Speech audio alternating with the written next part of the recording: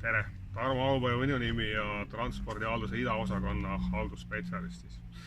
Ja Omniva liikluskuu lipp number 3 on rehvi vahetus.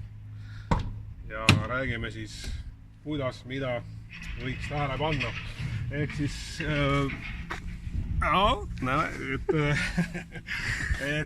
tundes autos erilisi, et auto ei käitu nii nagu tavapäraselt, siis tasuks kohe seisma jääda, mitte sõita edasi ja väljuda ja veenduda, mis on autol viga.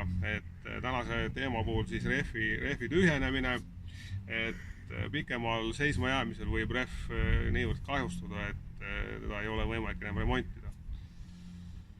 Ja reegel number 1, kasutage manuaali. Manuaalis on selgelt näidatud, kuidas saab rehvi vahetada. Aga täna siis teeme väikse piltliku väidise.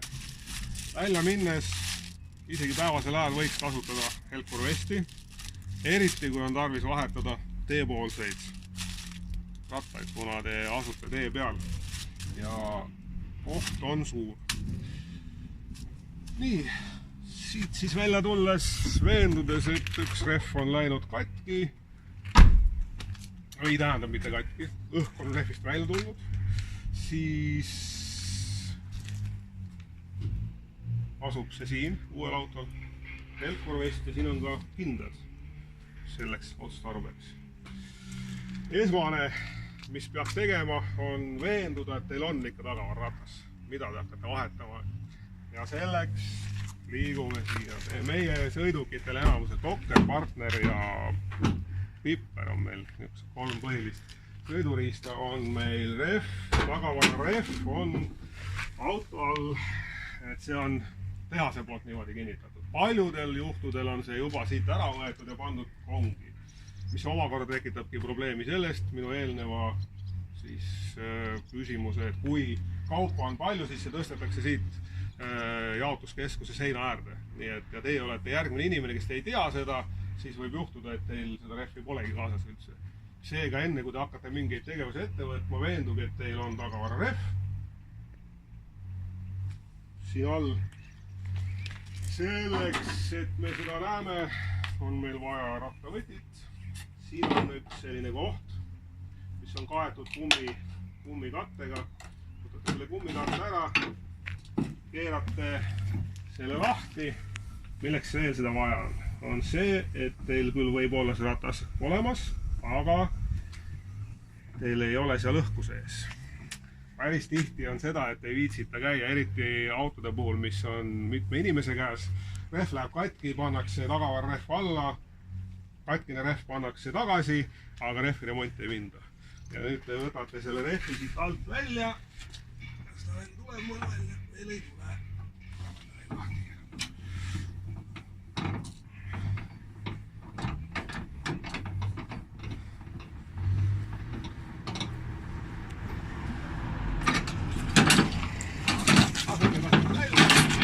Näinud, et seal on õhk sees. Kui olete veendunud, et õhk on sees, teil on see rehv olemas, siis asute katkise ratta alt äravõtmise juurde. Selleks on teil tarvis siis tungrauda, mis on samamoodi erinevates autodes erineva koha peal. Ehk siis antud Dockeri mudelil ja Renault Kangoo vanematel mudelitel on ta siin seina küljes, mis muidugi nii vanadel autodel on häda selles, et neid ei ole enam seal, kus nad olema peavad. Ja Peugeot Partneril on nad juhiistme all, originaalis.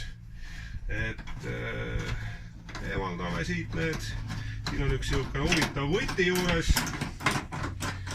mis on meil siis vajalik selleks, et selline võti. See on ilukilbi eemaldamise võti. Sellega me saame siis,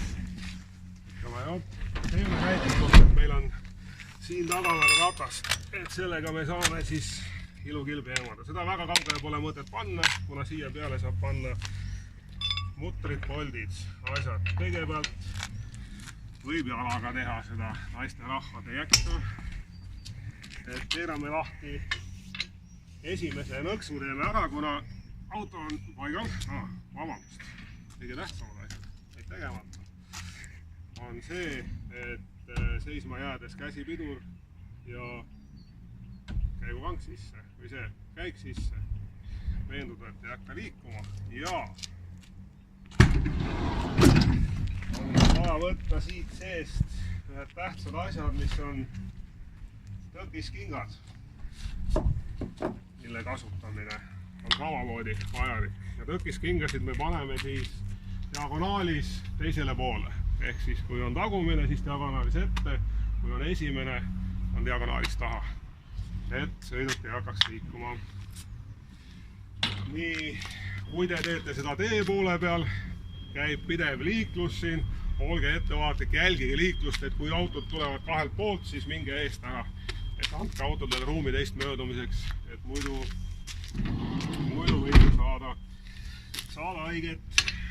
Nii, siis on meil siin, teeme esimesed lahti, et me saaksime selle asja ära teha. Võtame tongraua. Olgu. Me korra juba seda asja niimoodi teeme.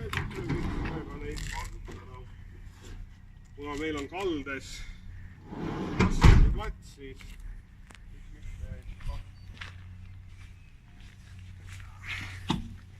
kahele poole ühe ratta peale piisab väga hästi. Nii. See on selline tungraud. Kummiga ta on ilusti kokku pandud, meil on küll ta väga uus ilus. Ja tungraud asetseb meil siis, on jällegi manuaalis on kirjas, aga kui te vaatate, siis on noolekohad. See näitab tugevdatud karbi kohta, kuhu tuleb asetada siis tungraud. Samamoodi on see siin ees, noolekoht ja asetada tungraud selle koha peale. Et samamoodi on ka partneritel see asi olemas. Need kohad täpselt ära näidatud, partneritel on isegi väikene aste välja tuleb, et samamoodi selle koha peale, et te ette ei eksiks selle vastu. Kui see tungraud panna nüüd mujale, siis muljub karbi ära. Ja pärast on kahjustuste likvideerimine ja 150 eurot oma vastutus. Nii. Aga paneme siis alla ja muidugi siin on meil hästi kõrge autoga tegemist ja hea pinnas, et tavaliselt kui te teete seda, meil on siin asfaltpinnas ja kõva, tavaliselt muidugi juhtub see asi sõidutee peal ja siis ei pruugi see vahetamine nii mugav olla. Pinnas on pehme, auto võib hakata ära vajuma, et kindlasti jälgige, et te paneksite alla. Tõkiskingad. Nii. Olemas.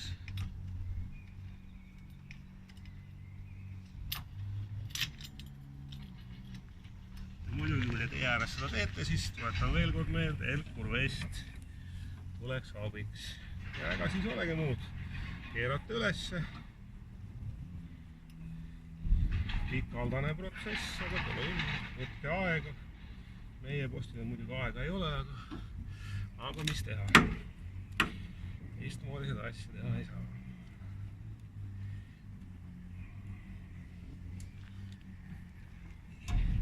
Palju tõsta pole vaja, et te siin päris nüüd taevas seda tõstaksite, seda pole vaja teha. Piisab, kui ratas on juba natukene maast lahti. Hästi. Keerate poldid küljest ära. Siin on muidugi uue autoga tegemist, et siin nad tulevad lihtsamalt vanematel autodel. Nii lihtsalt ei pruugi tulla. Mingit suurt jõudu siin vaja pole. Ja kindlasti mida võiks jälgida on see, et te neid ei viskaks niisama mulla sisse. Pange ilukilbi peale. Ei lähe nad liivaseks ega mudaseks, siis keeravad nad paremini ja lihtsamini. Ja ega siin rohkem olegi midagi, kui keerate nad küljest ära.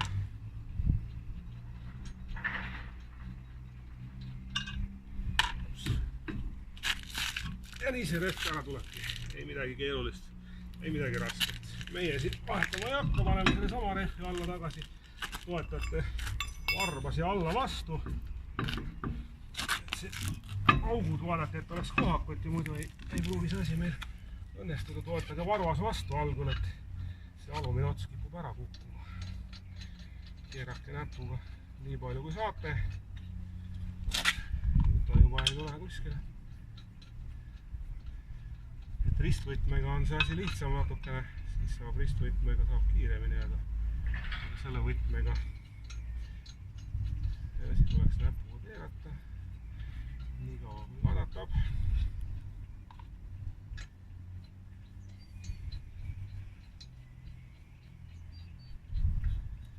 Ja kinnikeeramisel ei ole vaja mingit, lasete kõigepealt nii palju kui siit ratas üleval kannatab, ratas hakkab ringi käima.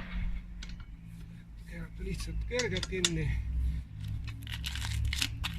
lasete auto alla.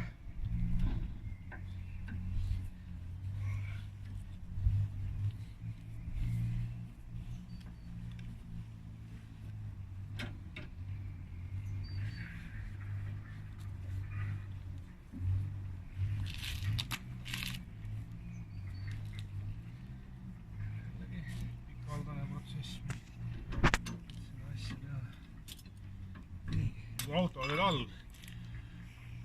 Reegel, et ei unustaks mutreid üle pingutada.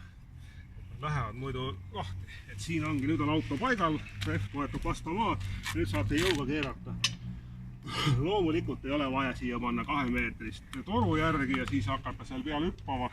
Piisab täiesti, kui vajutate kergelt jalaga. Loogika, mutrite pingutamise loogika on, et ei teeks seda ringiratast järjest, vaid risti. Kogu aeg risti nagu põhimõtteliselt. Et muidu, niisugune loogika, muidu jääks seda pingutama. Ja siis vaikselt vajutate ja meesterahvas piisab täiesti ka käega tegemisest. Meesterahvas võib siin kergelt jalaga peale vajutada, aga muidugi ei tasu siin jälle otsas hüpata. Kõik oleks võrdselt kinni. Ja sellest täiesti piisab.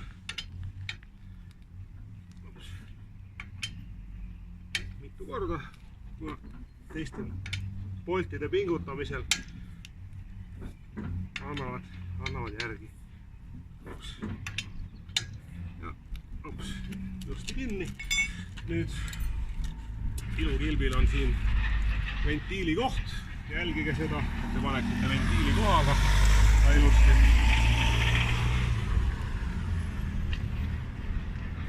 Ventiili koht, ventiili koha peale ja vaikselt hakkate.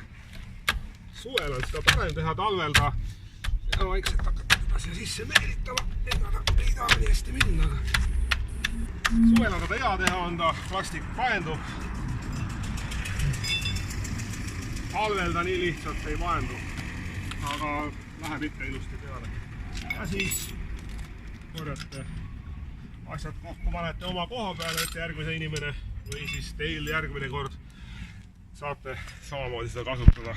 Ja siis panete katkise rehvi siia alla tagasi. Nii keerulist pole midagi.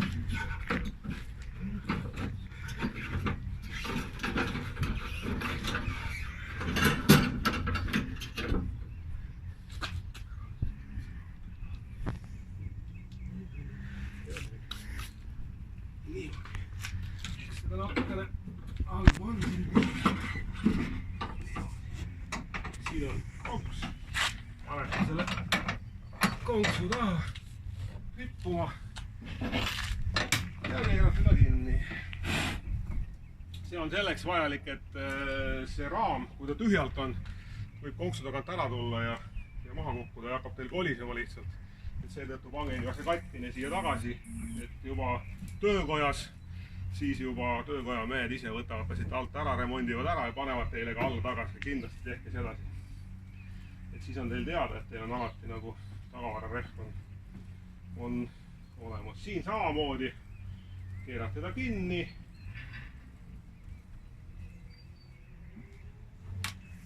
Väga suurt jõudu pole vaja, ta on kinni justi. Kaanet peale tagasi, asjad sinna tagasi. Ja mis kõige tähtsam, mis alati unustatakse, ärge unustage tõkiskingi. aga see on tänaseks kõik.